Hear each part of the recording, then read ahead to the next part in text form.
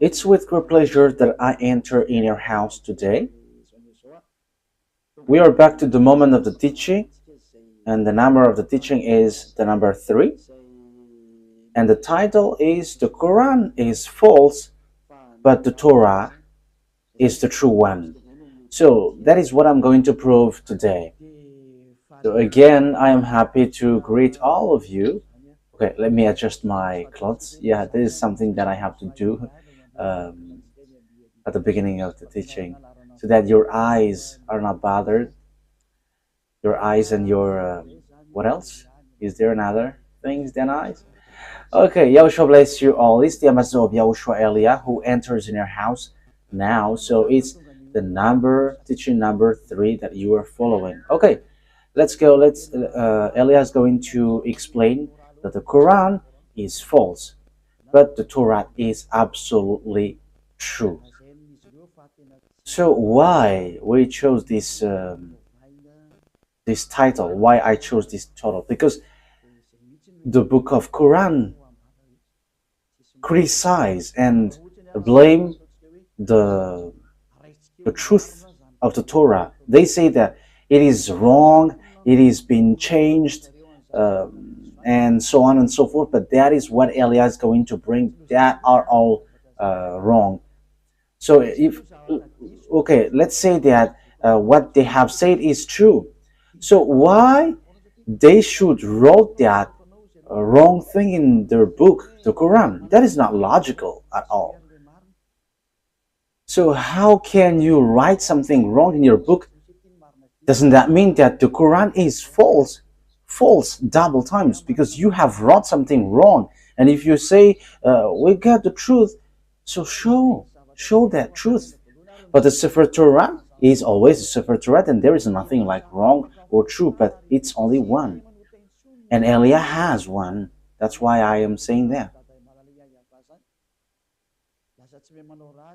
So that is something that I have to tell you that first. And having the Torah, the result is people who follow the book of Torah of beloved YAHVAH never sin anymore. They never sin anymore. They don't know how to do bad things anymore. They don't know how to sin anymore. So that is the most wonderful thing with that true God. They become people who never sin anymore, which Quran is not able to do. But the book of the God of Abraham, the Torah, it's only that. Who can do that? Because it's in there that who point out YAHOSHUAH, the son of Mary, and those who follow YAHOSHUAH, the son of Mary, never sin anymore, and they are washed away from their sins. They don't know how to commit sin anymore. And that is the program of the God of Abraham. So that people never sin anymore. So that people don't know how to sin anymore, and they are saved completely, because it's that sin which made the face of the God of Abraham hidden. Whether you are Christian, fake Christian, or Muslims, whoever you were, as long as you are sinners, you cannot get along with that God of Abraham. That is the true one. That is the truth. So that is the first introduction. If it is something that wrong according to you, Muslim, why do you write it in your Quran? It is something that has mistakes, so how can you write it there? So you are now has 2 mistakes. But now Elia is arrived here to prove that there is nothing wrong in the Torah, but yours is false. Okay, let's carry on. We're not going to talk about the details like mistakes in words, but we're going to come into that. But there is no words, no mistakes in the words. But that is the thing that Elia is going to explain, the truth of the words and the fulfillment of the words in the book of Torah, the Sefer Torah of the Jews. Let's start it from the story of Abraham and to the end of the story of Abraham. And who has got the agreement? Who has received the agreement? And the children, their children. I'm going to explain that to you first, and after I give you the chapter and verse in the Torah. I'm going to give you first the chapter and verse in the Torah to tell you that there is no mistakes in there, but it's in harmony. because Muslims say this it's false because they want to talk about Ismail. They want to say that Ismail is the ancestors of all Arabs, and when they are pulling that Ismail thing, they started to blame the Torah, and they say it's the Quran which is the true one because Ismail came from that, and Ismail is the chosen one, not Isaac, and that's why they blame the Torah and they value the Quran by saying this is the true, this is the absolute truth. But you haven't heard about the story, that story, except in the Torah of Jews, and you cannot deny that. So if the Torah of Jews, where you find that true story, how can you just blame like the Torah is false? And that's why I say if the Torah is false, you should not take, you should not have take something wrong. And if you say you got the true one, show the true one. But Elia has the true one. If you have got Torah, you should have been washed away from your sin and you never sin anymore. However, that doesn't exist in you in Quran. Even the Quran said you cannot make someone, you cannot make anyone righteous, and there is no one who were washed away from their sins except those who follow YAHOSHUAH, the son of Mary. Okay, let's get to the true story to prove that you cannot deny the truth of the Torah. So it's as follows. So let me begin to tell it. So listen to you, all humans, listen to this story, you humans who were listening to the teaching of Elia. So when the story takes its end, we're going to get back and give you the chapters and verse. Look at the truthness of this word, because it's a word which is matching and in harmony, and you cannot deny what is in the Torah. First of all, the story of Abraham. He started in Ur in French, and Ur for English. So Ur of Chaldea. Ur of Chaldea. It's in that village Ur that he left. So it's in Babylon. I will show you the picture after, and in Babylon. And when he left there with his father, I have to notice that his family are idolaters. That means they are not righteous people. Even Abraham was an idolater, because even his father Terah was an idolater. And when they left, they get to Haran. It's a place called Haran, and that is in Turkey. That is in Turkey. And when his father brought him to Haran, because they are wandering, and God showed himself to Abraham and said to him, go to the place where I bring you, because I'm going to make you great. I'm going to make your children blessed, a blessing for all the nations. So it's in that place Haran that Abraham talked to the God. And Abraham went and he reached to the Canaan land. And when he reached there, Father YAHVAH showed him that Canaan, and Father YAHVAH said, I have given this place to you and to your children. Yeah, there was no precision at that time.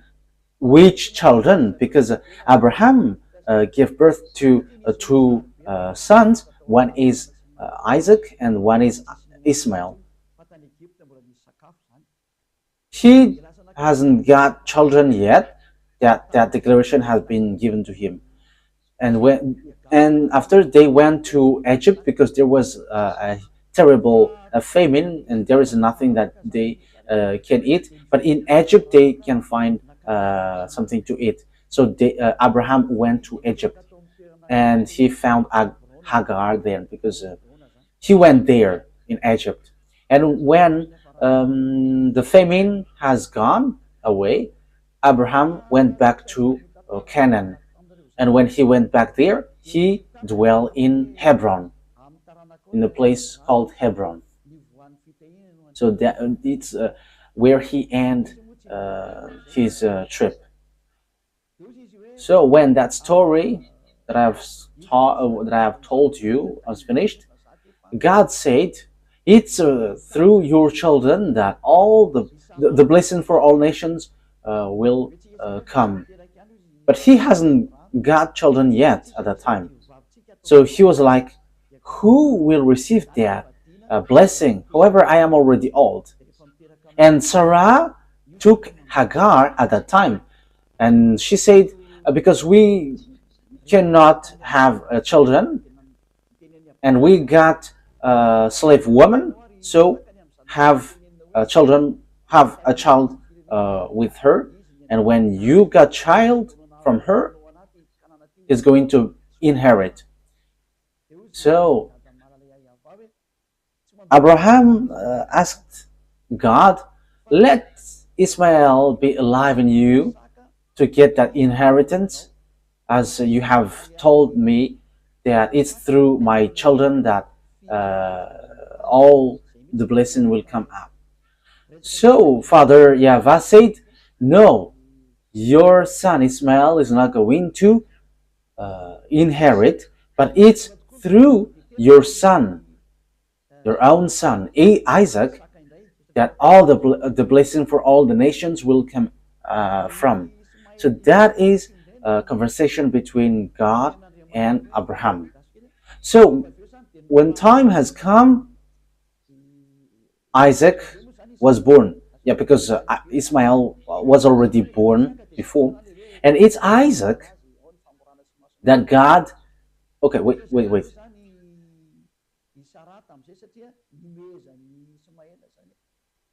Yeah, wait. As Isaac grew up, so there was like circumcision and things, and Sarah was really angry because Ismael loved Isaac with that preparation. So Sarah was angry, and she said, "Kick this slave woman and her son out, because the son of this slave woman cannot inherit with my son." And Abraham was so sad hearing that word. However, God said to Abraham,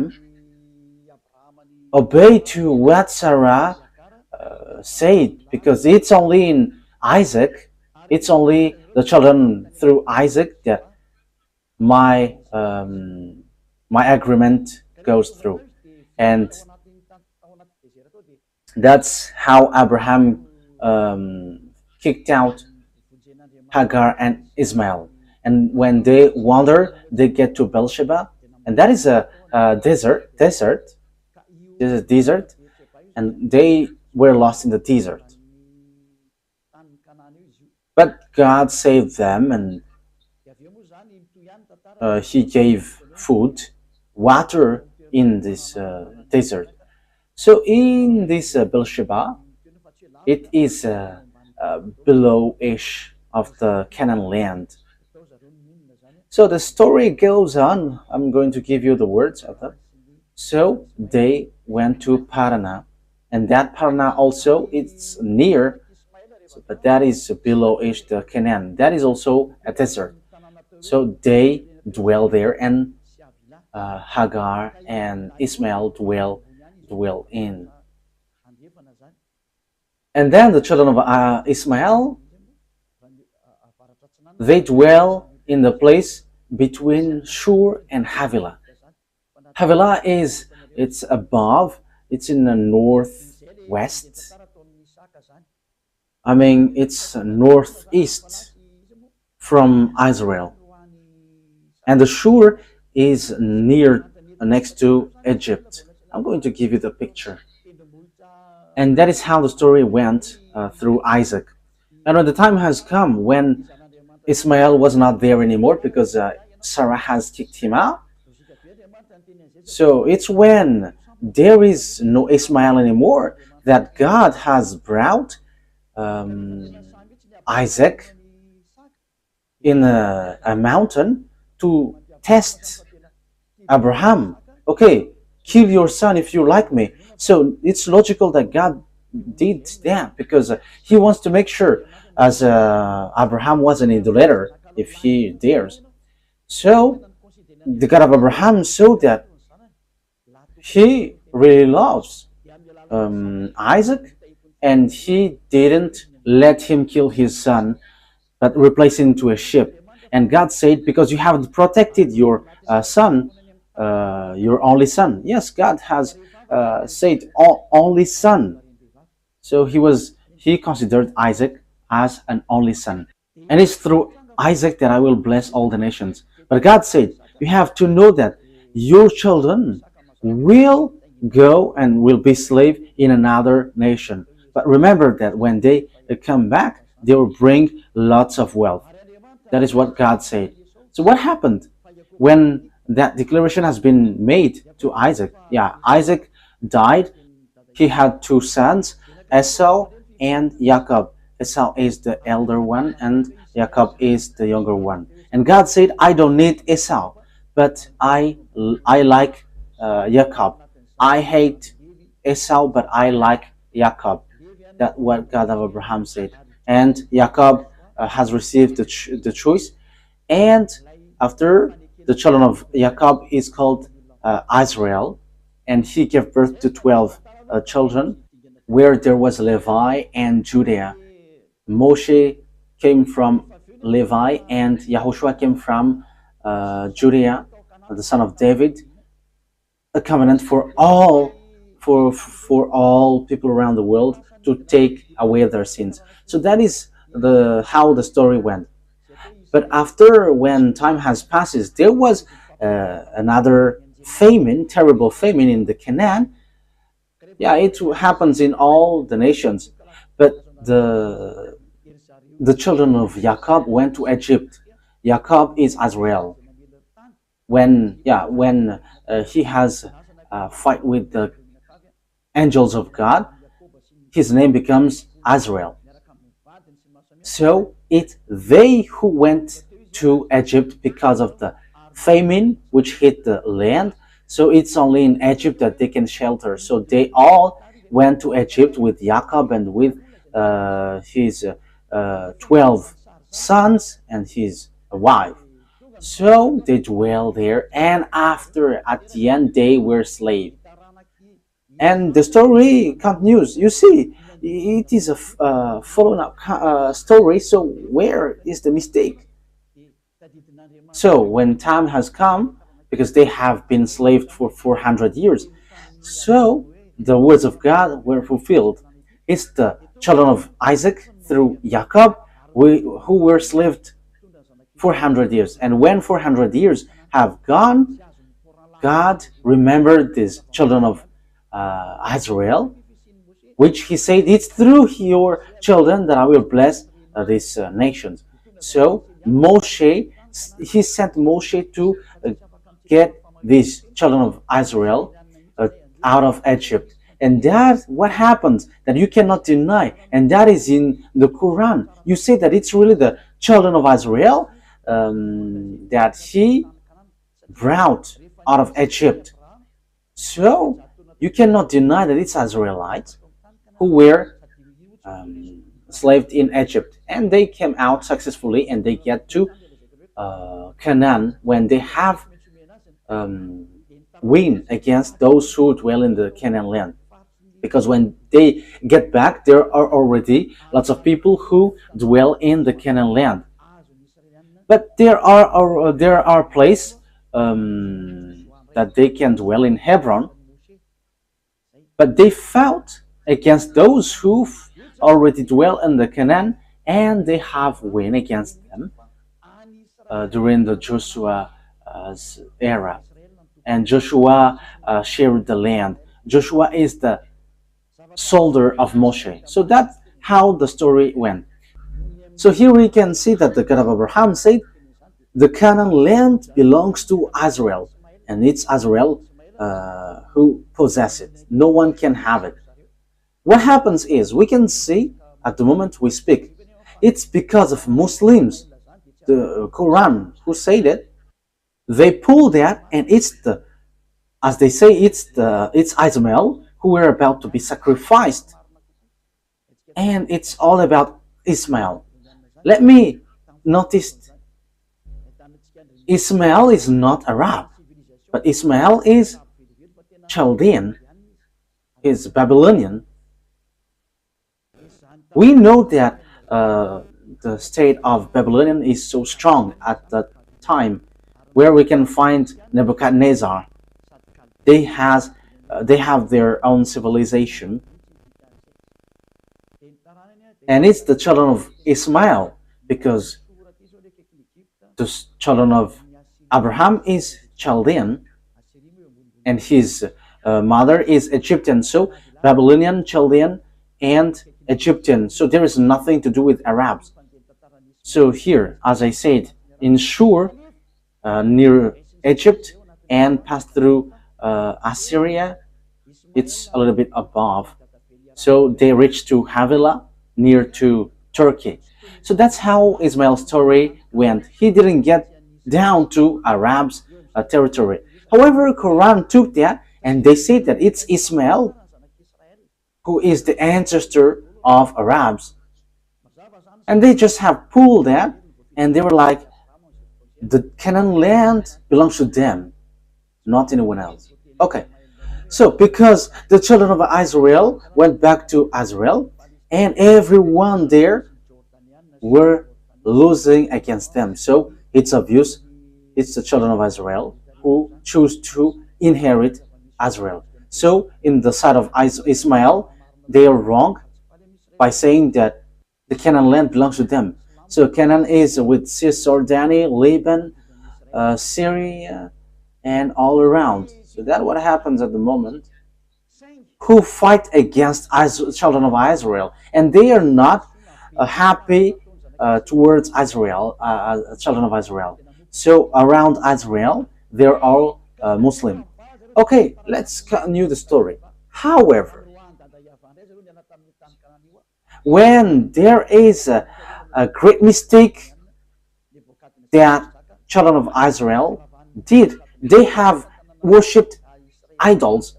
They have worshipped Baal, and Father YAHVAH was really angry, and Father YAHVAH, scattered them around the world.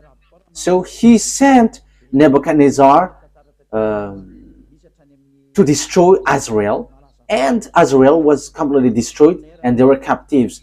Lots of people attacked them, like Arabs, Greek, and Roman, and we know the story later that there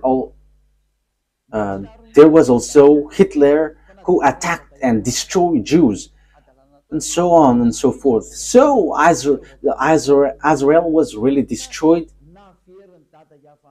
However, later, that YAHVAH remembered his word, even though Father YAHVAH scattered them because of what they have done. Father YAHVAH said, I always remember what I said to Abraham. So Father YAHVAH has bring them back to Israel in 1822. So everyone knows about that. Those who have learned history and geography, they know that the Jews were gathered and established in their land in 1822. So the question is now, why they were brought back to their land? Because that is the words of God of Abraham, whose name is YAHVAH. And when they were brought back there, Jeremiah the prophet said, protect them like a shepherd protect their flocks. So NATO, American, has protected them when they reach Canaan. And that is what happens at the moment. And Palestinians cannot touch them. Palestinian who becomes Muslim. So Muslim cannot touch them. That's what happens. I cannot say Arab Muslim because they're not Arabs, but they become Muslim. That's what happens. People around there are Muslim, and they're Palestinians. They're also Jordanian. It's in Cisjordania. There is also Lebanon, Assyria, and they are fighting against Israel. And even Egypt, they are not happy at Israel. Let's get back to the story. If children of Israel get back to their land, of course, the words of God of Abraham was kept by saying, I will let this land to be possessed by your children. And American has fulfilled and justified the word in Jeremiah chapter 31 verse 10, protect children of Israel like shepherd protect his flock. So the words of the God of Abraham is true. The question is, if the God of Abraham, YAHVAH, is the same as Allah, let me repeat it again. If the God of Abraham, YAHVAH, is Allah for Muslim, because they say that Allah is the greatest one, and in Allah that there is YAHVAH, the Almighty. So according to what they say, the God of the Arabs engulf all the gods, and even YAHVAH, the God of Abraham, is engulfed in Allah. That is what they think, but that is not the truth. So according to them, if people call YAHVAH, it means Allah. But if Allah is YAHVAH, why do Arabs fight against Israel when they get back to their land? Why Muslims fight against Israel, children of Israel? But they fight one another because Allah and YAHVAH cannot get along, so they're not agreeing each other. So if these two descendants, children of Israel and Arabs, has only one God, I will explain after that. Ismail is not Arab. Those who say that are wrong. If we say that these two descendants have one God, the same God, the God of Ismail, that you think is Arab, but that is not the truth. But the God of Arab, who gave the Quran, if the God of Arabs is the same as the God of Jews, YAHVAH, Muslim and Israeli should not fight each other because they're worshiping one God. So why do they fight each other? But they're fighting each other until now and non-stop. Israeli and Muslims, Arabs. That means that the God who brought the children of Israel are different from the God of Arabs. They are completely different. But you Muslims forced it to be the same because you have stolen the story, the teaching in the Sefer Torah, because you want to be the descendants of Ismail. So that is how it ended up. So answer the question: if Allah, God of Quran, and YAHVAH, God in Torah, are the same, if they are the same, why do you fight? Why don't you accept that the land of Canaan is yours? That's why you were fighting against Israeli. But Israeli, children of Israel, they are fair by protecting their land. Whoever touched their land, they're hit. They hit. I am not protecting them, but they have despised Father YAHVAH. If they haven't despised Father YAHVAH, maybe something else has happened. But okay, that is the story and the truth of the words to prove to you that the Quran is false. And that is different, completely different from the Torah, because they're fighting each other. However, beloved, YAHVAH brought the children of Israel to the Canaan. So if that YAHVAH is the same as Allah, why Father YAHVAH fight against Allah? Allah, the God of Arab, Muslim, why do they fight? They fight because Allah is not the same as YAHVAH. They are not equal. But Allah is the God of Arabs in the Quran, which is already false and fake. But YAHVAH is the God of the Jews, who justifies his word until now. The Canaan land belongs to them, so it's obvious Allah is false. Allah is fake, but YAHVAH is true. Because it's about a swindling. It's just swindling the words of the God of Abraham. It doesn't match with what they said, which is in the Quran. You see, if the God of Abraham and the God of the Quran is the same, they should not fight.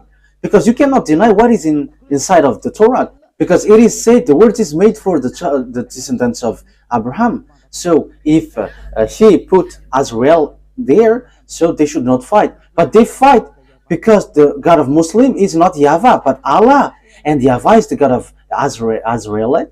And they cannot accept because this land belongs to them. And Arabs cannot deny that until now. That is the proof that YAHVAH is the truth and that YAHVAH is the mightiest, because they cannot fight against Israel until now. And the Quran is completely false, because what they said, like Ismail inherit Canaan, that is not logical.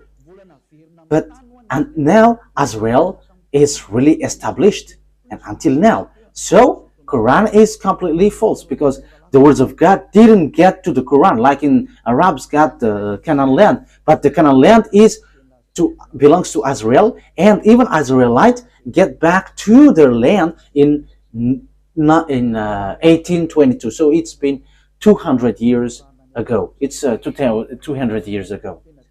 So as conclusion, to finish the long words, it's obvious that the words of God is true.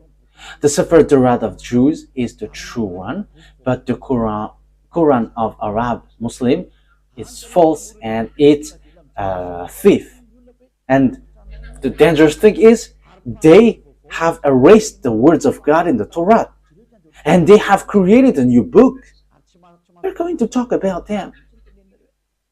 And when they created that book, they ordered people not to look in this Torah, because as they say, it's an ancient book, and they should listen to the new prophet, not the old prophet. You Muslim cannot deny that. You are like, you should not listen to the Torah, because that is an ancient one, and do not listen to the elder prophet, but the prophet of Arab, you should listen. You're just forcing thing, but that is something wrong. Okay, let's follow up it with a picture and with chapters and verse. Okay.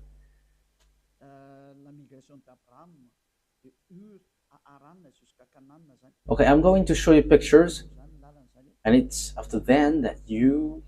Okay, here is the way of Abraham. The migration of Abraham, to Haran until Canaan. So it's with this red line that he went through. Yeah, make it in a full screen, because it is cut. Okay, move it to the right, move it again. Okay, that's it. So it gets to I. So he started from Babylon, which is called Ur. So he left there and he went to Haran, and he then went to Canaan. So with this red arrow. So that is how Abraham went through this way. So when he went back, let's say, after he went to Egypt. So let's see, where is that place? So when he went back, he stayed in Bethel, in Hebron. So yeah, they are a close each other. So he dwelled in Bethel. After seeing this Bethel and Ai, it's in Hebron. It's near the Black Sea, Dead Sea. So here is the Hebron that I have talked to you. So he dwelt in between Hebron and Ai, Bethel and Ai. So that is the story of Abraham during his migration. So he really reached the Canaan land, and it's the Canaan land which is given to them, to him and his descendants. So let's take a look at the Sefer Torah of the Jews. Let's read the chapter and verse from now on.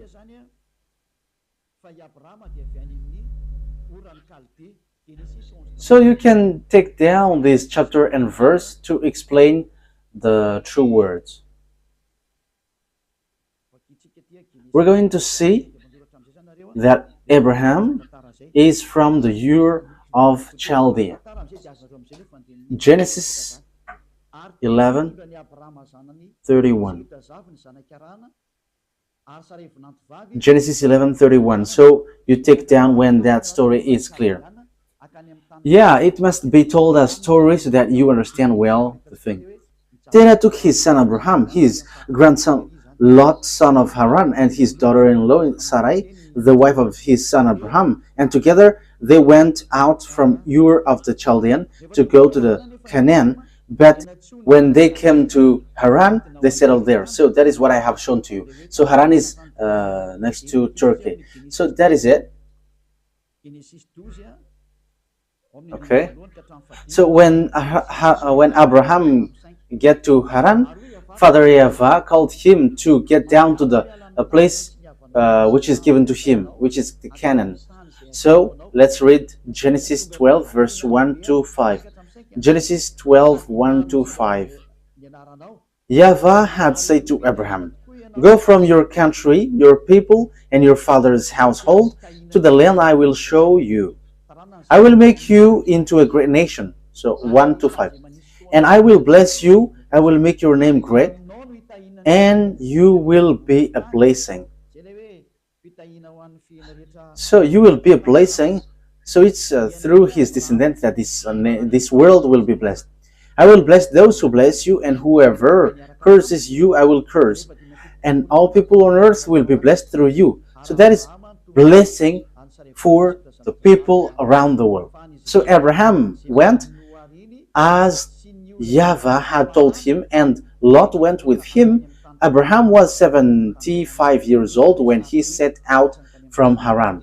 He took his wife Sarai, his nephew Lot, all the possessions they had accumulated, and the people they had acquired in Haran. They set out for the land of Canaan. They arrived there. So they went to Canaan as the picture I've shown to you before. I think that's clear.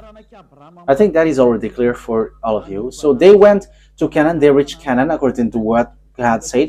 "I'm going to bless you here, and it's through your descendant that I will bless all the nations." And beloved, YAHVAH said that it's the descendants of Abraham who will inherit him in this Canaan land. But there is no precision at the time which of his descendants, because he hasn't given birth yet. So we can see that in Genesis 12:8, that we can see God has given declaration that it's through your descendants that I give this land. So 12:7, YAHVAH appeared to Abraham and said, "To your offspring I will give this land." So he built an altar there to YAHVAH, who had appeared to him. So Father YAHVAH said, "This land belongs to your offspring, your descendants." So which one of the descendants of Abraham owns the land? But let the story go. Let's see another story. So according to what I have explained to you, after there was famines at that time, and they went to Egypt. Abraham went to Egypt. It's in Genesis 12:10 that we can find that, and it's in Egypt that they were with Hagar, and they made Hagar as their slave servant. Genesis 12:10. Now there was a famine in the land, and Abraham went down to Egypt to live there for a while because the famine was severe. So Abraham went to Egypt, and they met Hagar, and they made Hagar as servant for both for this couple. Let's carry on. So how the story continues to explain that. Abraham came back and he dwelt between Bethel and Hai. So he went back to Israel in Bethel. Between Bethel and Hai. We have shown you on the picture. So let's read that on Genesis 13, 1 to 3. Genesis chapter 13, verse 1 to 3. So Abraham went up from Egypt to the Negev with his wife and everything he had, and Lot went with him. Abraham had become very wealthy in livestock and in silver and gold. From the Negev, he went from place to place until he came to Bethel, to the place between Bethel and Ai, where his tent had been earlier, and where he had first built an altar. There Abraham called on the name of YAHVAH. Now Lot, who was moving about with Abraham, also had flock and herd and tent. So now it says that they went between Bethel and Ai. That is what I have told you just earlier. And at the end they went to Hebron. At the end they went to Hebron. It's in the verse 18 that we can find that. Genesis 13:18. So it's where he ended up his trip in Canaan. So Genesis 13:18. So Abraham went to live near the great trees of Mamre at Hebron, where he pitched his tent. There he built an altar to YAHVAH. So God's words affirm that he dwelt in the Canaan land, and he sent Abraham to wander in the Canaan land to see the length and the width, looking on the eyes. But this land is yours. Yes, the land is so wide. The land where Cisjordanian, Palestinian, and Lebanon, it belongs to them. To Syria. Yeah, the land of Israel is so vast. But Muslim has seized it. When they are attacked by Muslim, yeah, they become Muslim Arabs. Yeah, when we are talking about them, it's Arabs, but it's not the case. Yeah, it's a huge topic about the Ismail. That is a huge topic. Okay, let's carry on. I have shown you the picture of Hebron. Now, who is going to possess the Canaan land? That is the question that we are going to ask. Which descendants will possess the Canaan land? You may say, I am fast. I have explained to you, and now I'm just giving you the chapter and verse. However, I am still explaining and get back to the story. So this is the one who will possess the Canaan land according to the chapter and verse. Genesis 12, 6 to 7. Abraham traveled through the land as far as the site of the great tree of Moreh at Shechem. At that time, the Canaanites were in the land. YAHVAH appeared to Abraham and said, "To your offspring I will give this land." That's it. So the one who will be given that Canaan land is the descendants of Abraham. But which one of the descendants of his descendants? In Genesis 13:12, we're going to read that. Genesis chapter 13, verse 12. We're going to read. You may say, yeah, it keeps repeating. Yeah, that is not a problem. It's an emphasis. Abraham lived in the land of Canaan, while Lot lived among the cities of the plain and pitched his tent near Sodom. Now the people of Sodom were wicked and were sinning greatly against YAHVAH. So the children of Israel dwell in the land of Canaan. So we're going to see what is the words of Father YAHVAH about this land. Whose land is where Abraham dwelt. So Genesis chapter 13, verse 14 to 17. Abraham said to Abram after Lot has parted from him, "Look around from where you are, to the north and south, to the east and west." So it's in Hebron. Look around from where you are, to the north and the south, the east and west. All the land that you see, I will give you and your offspring forever. So, the land of Canaan is given to the offspring of Abraham. But who's going to possess this? So, let's read on verse 17. Go, walk through the length and breadth of the land, and I'm giving it to you. So he is sent to look around, go to see the land which is given to him. So that is a promise that YAHVAH has promised to Abraham. So it is well established that this belongs to Abraham. It's so wide, from north to south, to east to west. So everything that you can see, it belongs to you. The land is so wide, so huge. Okay, let's get to another situation. The question is, who among the descendants of Abraham that he has given birth, who will possess the land? But that is the problem until now. That's why this war occurs. That's why I told you, this God, Allah and YAHVAH, are not the same. Allah is the fake God of Muslim, for Arabs.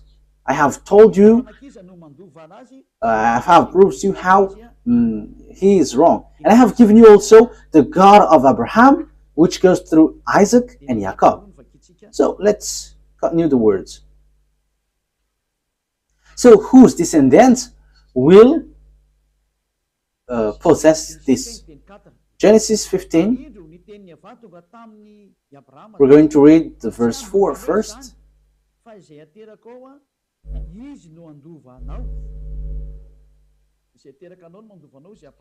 Genesis chapter 15 verse 4. Then the words of YAHVAH came to Abraham. This man will not be your heir, but a son who is your own flesh and blood will be your heir. And which verse I said?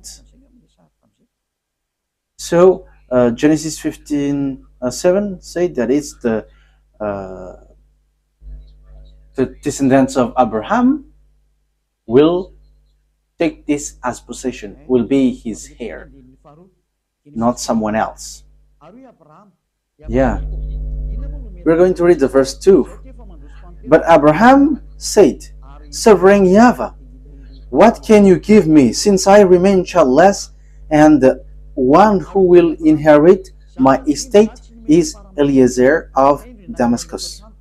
And Abraham said, You have given me no children, so a servant in my household will be my heir.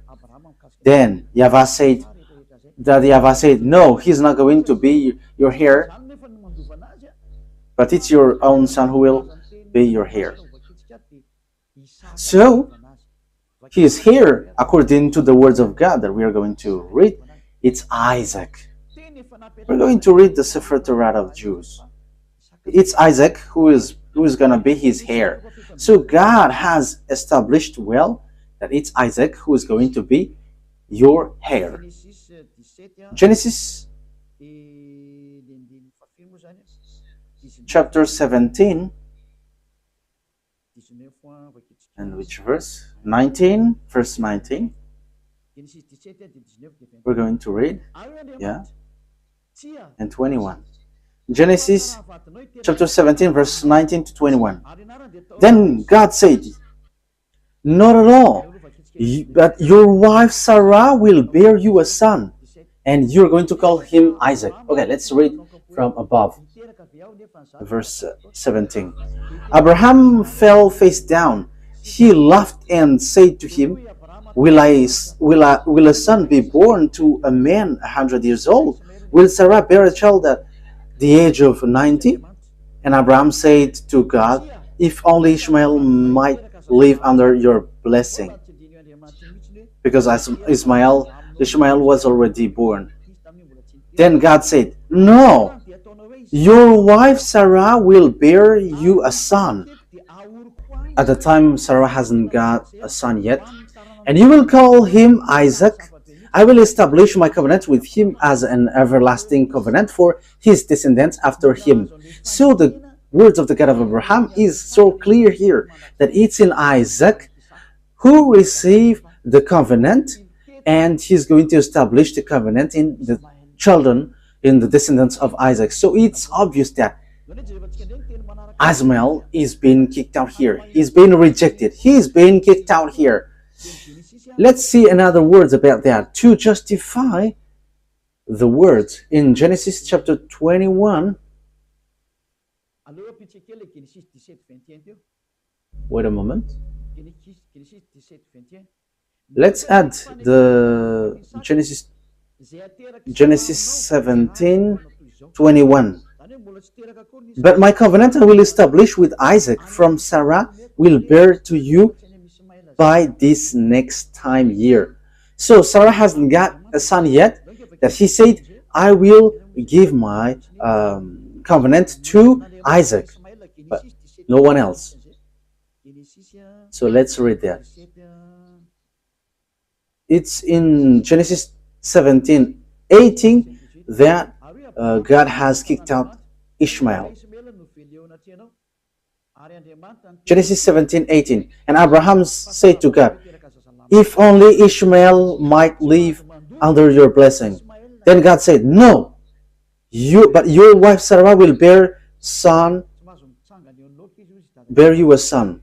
So Ishmael cannot be a heir. Father YAHVAH said, he cannot stand before me, in front of me. So the children of Ishmael and Ishmael were being kicked out by and rejected by Father YAHVAH. So in Genesis,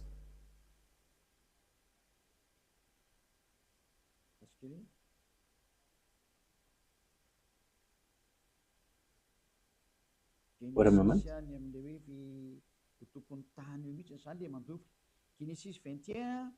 Genesis, it talks about the owner of the land, the one who will possess it. Genesis chapter 21, verse 9 and 10. So here we will see that Hagar has been kicked out.